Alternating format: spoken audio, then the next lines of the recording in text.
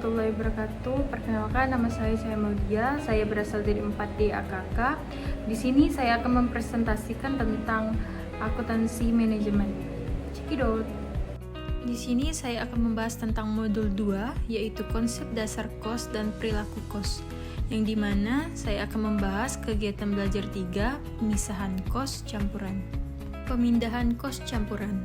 Bagi pihak manajemen atau pihak internal perusahaan, memahami perilaku kos adalah penting karena berkaitan dengan proses pengambilan keputusan, terutama yang sifatnya taktis atau lebih yang bersifat jangka pendek.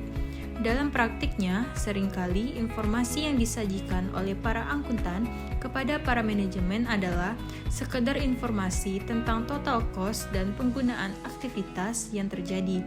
Padahal, total cost tersebut masuk dalam klasifikasi cost campuran. Cost campuran tidak akan memberikan informasi yang bermanfaat bagi pihak manajemen untuk pengambilan keputusan. Agar bermanfaat, maka cost campuran tersebut harus dilakukan pemisahan terlebih dahulu antara komponen cost tetap dan cost variabel. Pemisahan kos campuran menjadi unsur tetap dan unsur variabel akan memungkinkan manajemen melakukan berbagai aktivitas penting dalam mengelola perusahaan, yaitu sebagai berikut. Yang pertama, untuk menghitung tarif BOV dan analisis variansi. Yang kedua, untuk menyusun fleksibel budget dan analisis variansi. Yang ketiga, untuk analisis kontribusi margin dan direct costing.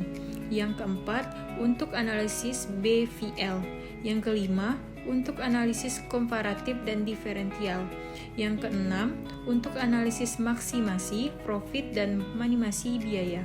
Dan yang terakhir, untuk analisis profitabilitas segmen baik menurut wilayah, produk, customer, dan sebagainya. Yang A adalah metode pemisahan kos campuran. Terdapat metode titik tertinggi dan terendah, metode diagram pencar, metode kuadrat kecil, metode regresi berganda, dan yang terakhir pertimbangan manajemen. Kos campuran pada dasarnya adalah kos total, yaitu mencangkup unsur tetap dan unsur variabel, tetapi tidak terlihat dengan jelas berapa unsur tetap dan berapa unsur variabelnya. Yang B, metode titik tertinggi, titik terendah. Pendekatan ini memerlukan dua observasi atau lebih atas hasil aktivitas masa lalu. Kos variabel V adalah perubahan kos aktivitas dibagi perubahan aktivitas. YA dikurang YB dibagi dengan XA dan XB. Sedangkan kos tetap diperoleh dengan mengurangkan kos variabel dari total kos YA dikurang VXA atau YB dikurang VXB. Yang C, metode diagram pencar. Hakikat metode ini adalah menggambarkan pola penyebaran data selama beberapa periode amatan. Dari pola tersebut dilakukan pengamatan secara visual, kemudian ditarik garis secara serampangan yang membelah tengah pola penyebaran data tersebut. Penjelasan tentang metode B. Diketahui bahwa YA adalah jumlah kos tertinggi, YB adalah jumlah kos terendah, XA adalah volume aktivitas tertinggi, dan XB adalah volume aktivitas terendah. Dari seluruh amatan pada tabel 2.2 yang ada di samping, maka dapat dilakukan perhitungan lebih lanjut. Pertama-tama adalah menentukan kos dan aktivitas pada titik tertinggi, lalu menentukan kos dan aktivitas pada titik terendah. Kemudian, menyelisihkan kos tertinggi dengan kos terendah.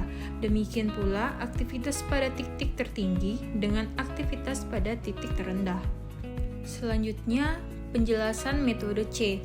Pada tabel 2.2, setelah diplot pada bidang grafik dengan metode diagram pencar, tampak pada gambar 2.10, dari gambar tersebut terlihat gugusan titik-titik koordinat berbentuk oval dengan kecenderungan menyebar dari pojok kiri bawah ke pojok kiri atas.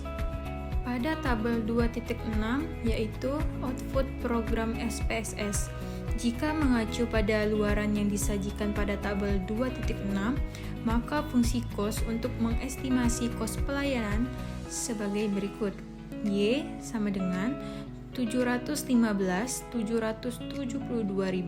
ditambah 12.425 yaitu peti kemas. Dari data tabel 2.6, panel A dapat dijelaskan bahwa 96,7% variasi dalam kos pelayanan total dapat dijelaskan oleh perubahan jumlah peti kemas yang ditangani.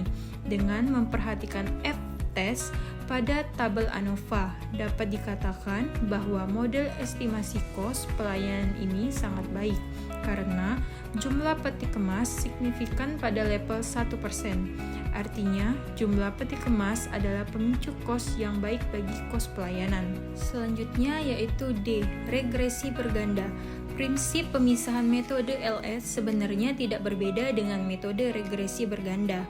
LS tidak lain dari bentuk regresi sederhana, yaitu hanya dengan satu unsur kos variabel atau satu variabel bebas.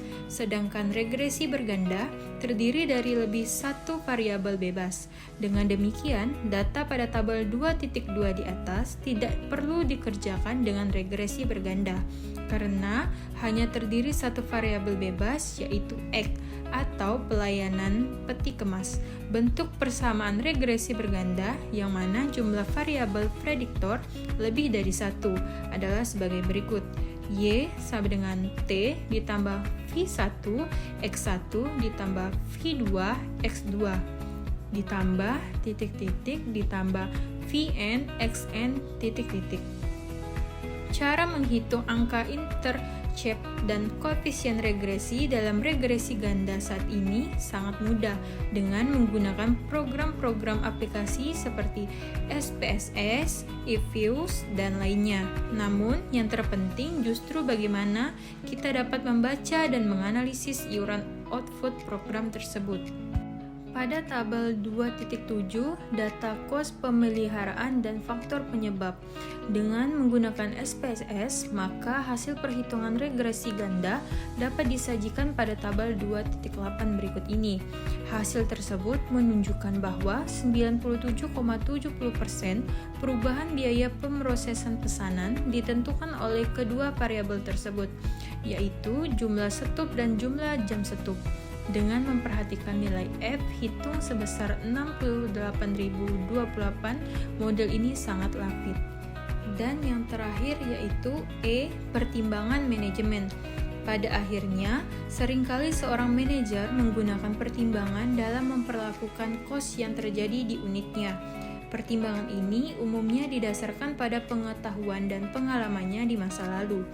Dengan pertimbangan matang yang dimilikinya, manajemen dapat dengan cepat menaksir atau memutuskan beberapa persen porsi kos tetap dan berapa persen kos variabel. Cara ini bisa dikaitkan dengan metode-metode yang sudah dibahas di depan.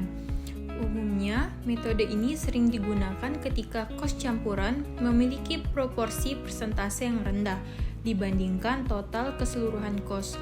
Dalam situasi seperti itu, apabila yang digunakan adalah metode pemisahan kos secara formal yang melibatkan hitungan tematis seperti dijelaskan di bagian sebelumnya, maka justru akan menimbulkan masalah yang tidak diinginkan serta usaha yang dikerahkan tidak sepadan dengan manfaat yang diperoleh.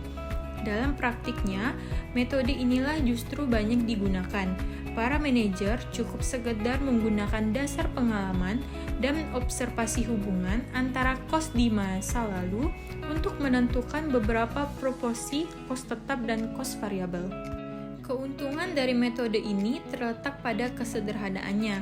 Dalam situasi ketika manajer memiliki pemahaman yang sangat baik atas perubahan dan pola-pola kos yang terjadi, maka metode ini menghasilkan hasil yang baik.